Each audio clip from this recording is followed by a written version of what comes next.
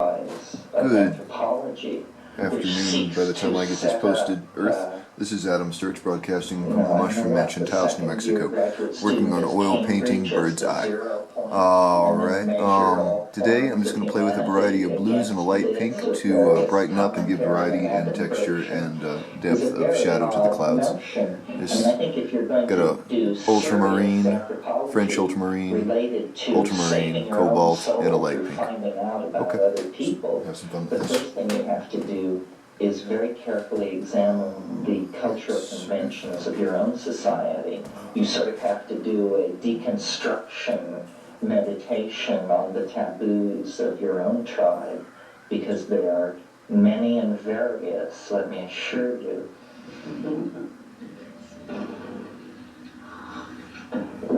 I'm sort of getting my second wind here and recovering from my late arrival and realizing that, we're 2/3 in the wrong way back because I didn't get everything set up and all that.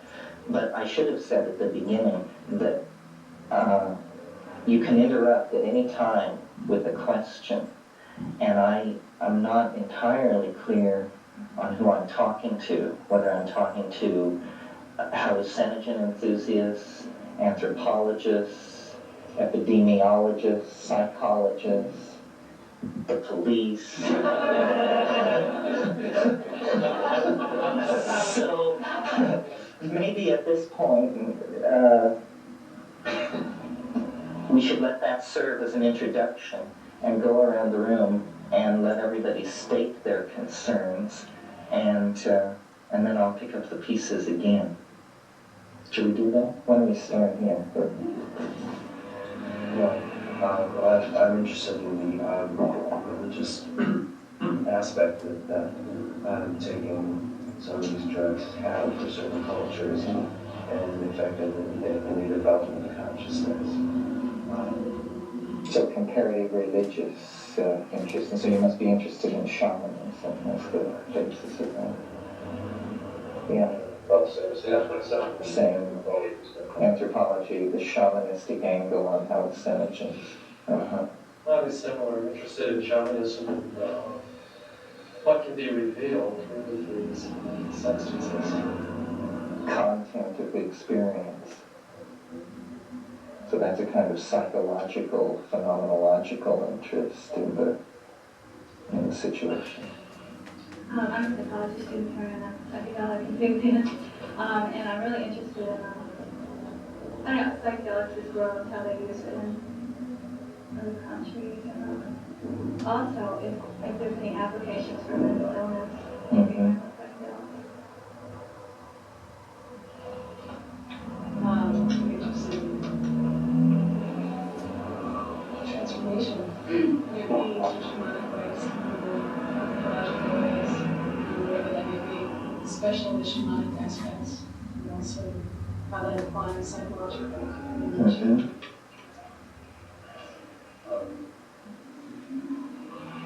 I'm interested basically in a view of shamanistic practices in South America, especially in the contrast to the practices of this continent.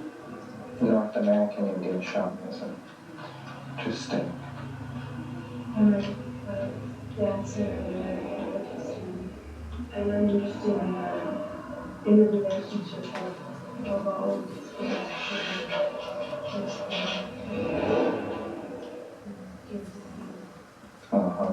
So practical application. So primarily imagery, psychedelic imagery, where that's coming from, either the brain or the plant or culture, starting around. The source of the experience, what is it?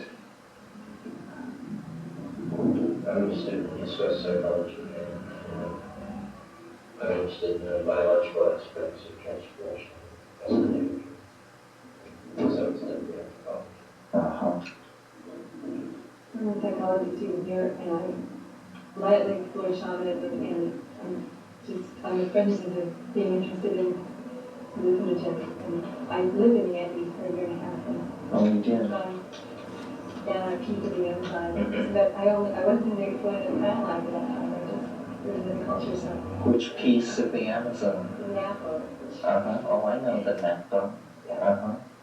So did you go from Ecuador down into Peru the whole distance? No, only really to the kind of the end of the Napa, that when they started mini approaching.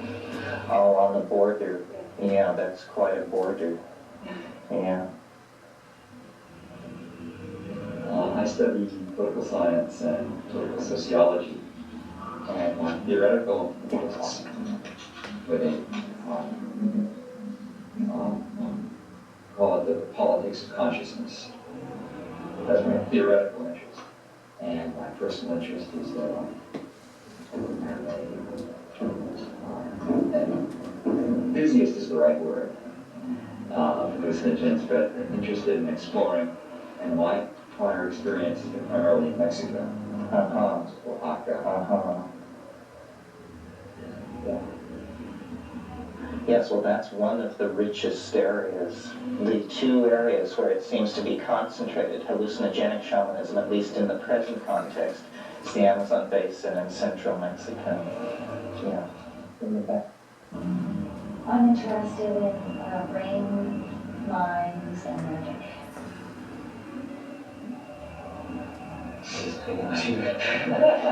He answers the telephone. Well, so everyone must have been pretty bewildered by all that biogeographical. I'll find your way. What was it all for? I just want to say one more thing about it. Geography is the visible condensation of time. It is literally all that we have of time. It's somehow, when you have so much of it that you have to pile it up, you get geography. And time is very much what the psychedelic experience is about. It's about the time of your life, the time of the species, but also the time of the stones. And when I delineated us as being caught between geography and language, that's what I wanted to say. Geography is the most condensed and titanic form of time, and language is the most etherealized and present form of time. And the trick is to realize that in the way that James Joyce must have realized it, because he understood, that speech makes mountains, which is essentially what I'm saying. And I think this is a shamanic idea, the power of speech and the awareness of eternity. These are the two things, because the shaman really does, I think, when you get it out of Bora and out of these outlandish languages that are not even literate languages, they've only been assigned alphabets for purposes of study. When you get these concepts out of those languages and into some kind of Platonic or Aristotelian or Hegelian or Heideggerian vocabulary, which we can understand, then you see that that's what it's about. It's about standing in eternity. And this is what gives them their superhuman status. So let me talk a little bit about how I view shamanism generally, and then in the context of hallucinogens. One of the things that you want to talk more, hopefully talk more a little bit about the differences. It seems like South America is really two completely distinct regional ecosystems, the Andean plateau and like, if you can talk a little bit more about the difference between that and the jungle basin. Between the montane and the jungle. The plant-human interactions. Right.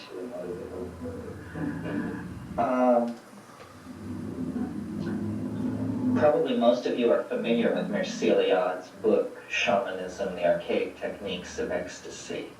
Well, this is the book to read, not because everything it says is true, and in fact I'll delineate my differences with it, but because it represents a compendious phenomenological approach where, without judging, the world is surveyed in an ordered fashion, and the case is actually put in perspective so that we can for the first time see that these diverse magico-religious practices and practitioners that exist all over the world at a certain cultural level and have a certain congruence of belief are actually part of a worldwide proto-historical religious system that is in fact probably the foundation of all religions, because once you understand the shamanic complex, it's very easy then to see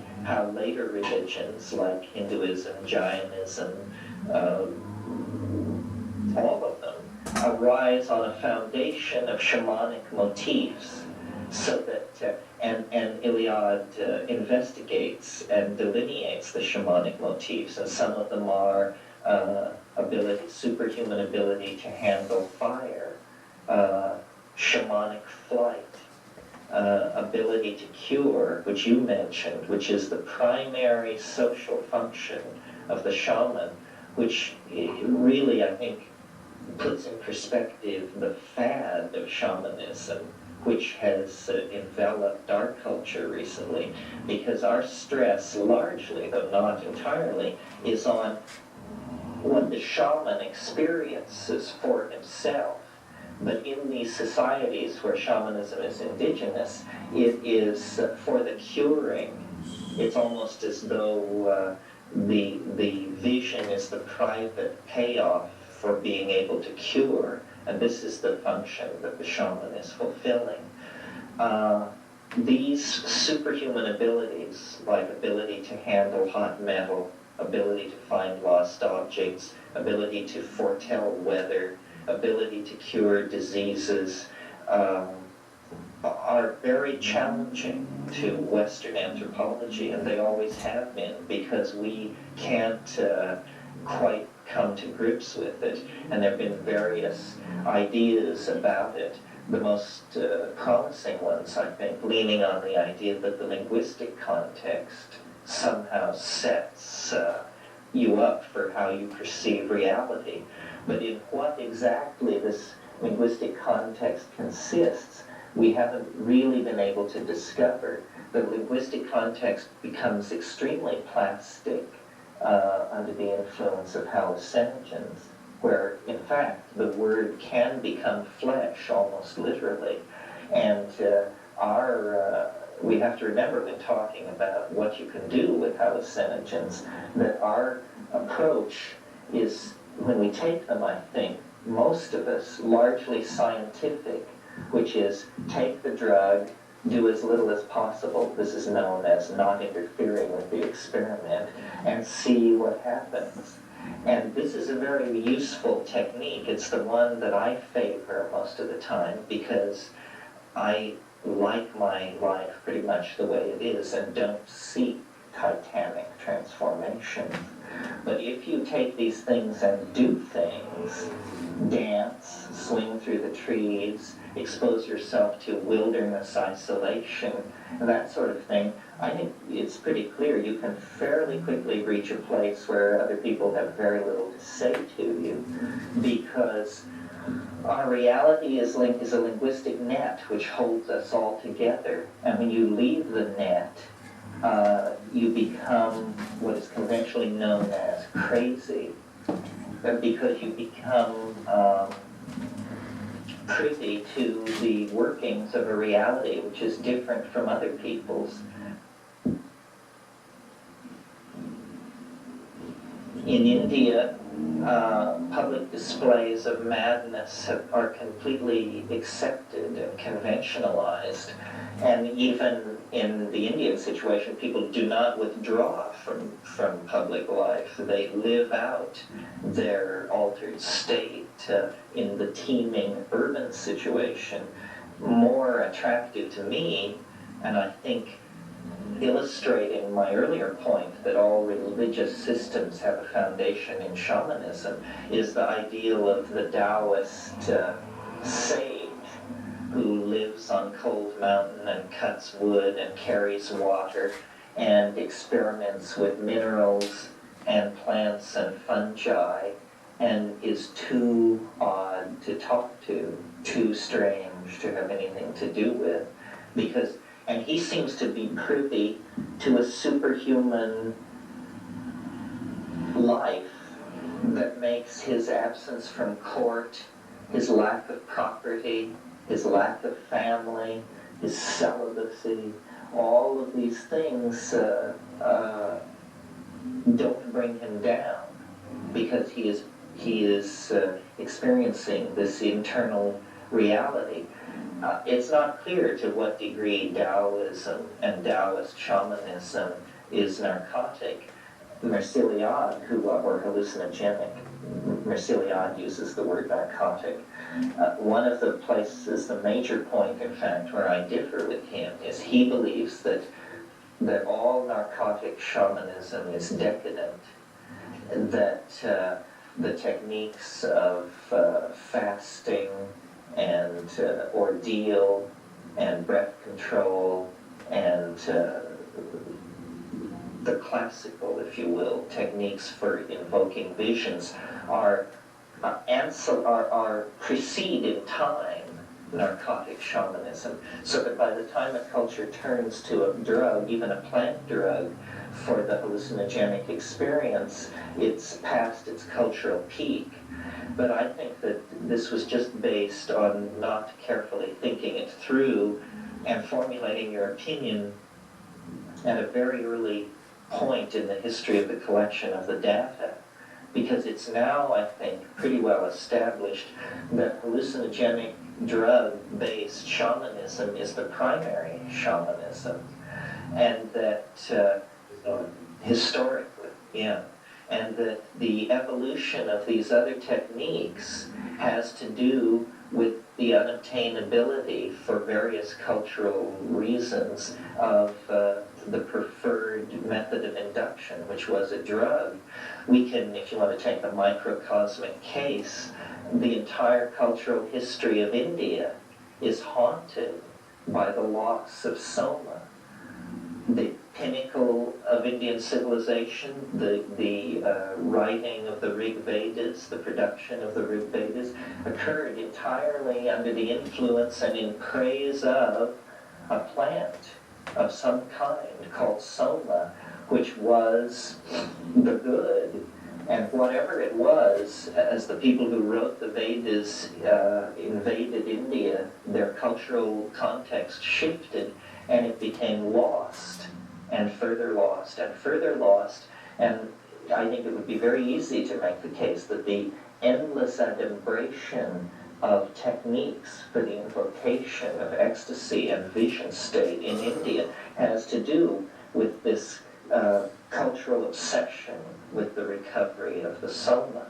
And a similar situation can be seen with the case of Amanita muscaria, which has been held up as the paratypical case of narcotic shamanism, basically because it was the first such case studied in depth by Russian anthropologists who around 1910 to 15 went to the Amur district of far eastern Siberia and studied the Tungusic people who were using Amanita muscaria then. And the so-called classical shamanism that Iliad develops and that he measures all shamanic traditions against worldwide is the Siberian model. It is thought of as the proto-shamanism. It has all the elements, all the motifs are present in it. It's somehow a poor case of the shamanic complex. At least he wants to take it so.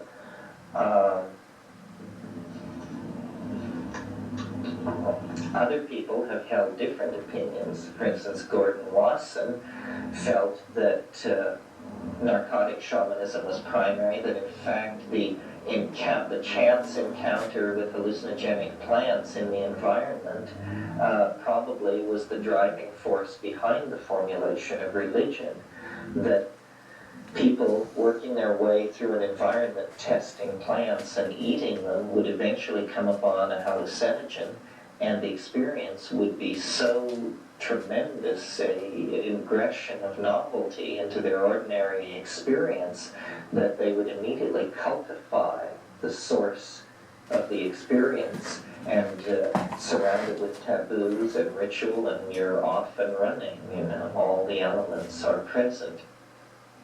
This may be true. My brother has wanted to go farther and suggest that consciousness itself may be a kind of self-reinforcing feedback loop that has to do with hallucinogens in the environment being encountered by monkeys, who then keep taking them, and you know, as you experience a state, you sort of imprint it. These creodes are laid down, and this is perhaps related to what's called flashback, although I'm not sure that I believe that the flashback phenomenon exists. But I think it is true that you can come to think psychedelically in the absence of psychedelic drugs.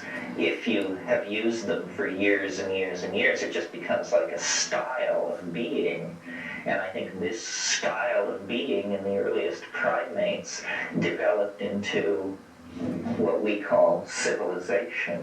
This style of being, of holding ideas, freely commanding images, accessing material in the past, juxtaposing things in novel situations. These may have originally been forms of mental disequilibration that were meaningless to primates. I mean, what is a monkey to do when suddenly a 2-year-old memory of a hunting situation passes through the mind in a state of disequilibrium and confusion? But of course, we can see that the major thing which has given us a leg up on all other plants and animals on the planet is that we think and we draw conclusions, and from those conclusions we put operational procedures into effect so that any agent in the environment which would promote the generation of self-reflection would be, it's like evolutionary super fuel or something. It just gives you a tremendous advantage over every other species. Yeah. Suggest that this flashback syndrome that people talk about, if you don't believe that it is truly well, it's hard for me to believe, you see, that in adipose tissue you could deposit enough of a drug that then 4 or 5 days later some system would cause it all to release all at once at such a level of concentration that you would have some kind of recurring mini trip. I would like maybe seek not a chemical explanation, not exactly a crude chemical explanation, which is that if you take the drug you might get high again in a few days, but that the experience is so novel that the imprinting of it may have a numinous quality, so that a few days later, in a moment of calm or self-reflection, its numinous quality would allow it to re-emerge quite startlingly in the field of consciousness. That's more my idea of what a flashback must be like. The notion that you would be riding a bus and suddenly realize, my God, I'm getting high on LSD. To me, that sounds slightly pathological, but I'm not sure. All I can say is I've taken lots of drugs, and if it happened to me, I would be quite alarmed. It has the theory of flashback has the assumption that the experience is caused by the drug. Right. Then we have the experience again, you think, oh, it's the drug again, it's left in my body or whatever. Right. Whereas most of us don't believe that the experience is caused by the drug. With drugs, simply releasing something that's already there, so once it's been released, it can be released again, or it can be released. That's right. And so if you flash back, it just means you lose some memory. Probably if you studied trauma cases with an eye to this phenomenon, you would discover that people who will say have near automobile accidents or something like that, probably 10% of them within 10 days of the experience go through a jittery, strong memory, a recurrent. Well, you wouldn't say that's the chemistry of the automobile accident, near miss resurfacing. So it may be that all upsetting, unsettling experiences have the quality to recur with startling vividness sometime later. It's just a way of integrating it or something. Yeah. Alright, well that was a lot of fun. I think it's getting more interesting. I like that. I kind of like the swirly, loose, gestural brush strokes rendered small enough to give the impression of being smoothly blended. So I may go back with some highlights and play with that a little more before I set in the bird, who will be, well, I kind of pointed it out last time. I'm guessing right in here somewhere. Kind of subtle, bright against the darker clouds. So that's it for the moment, though. That's Adam Sturch broadcasting from the Mushroom Mansion, Taos, New Mexico, working on oil painting Bird's Eye. Thanks for watching, and have a good afternoon, Earth.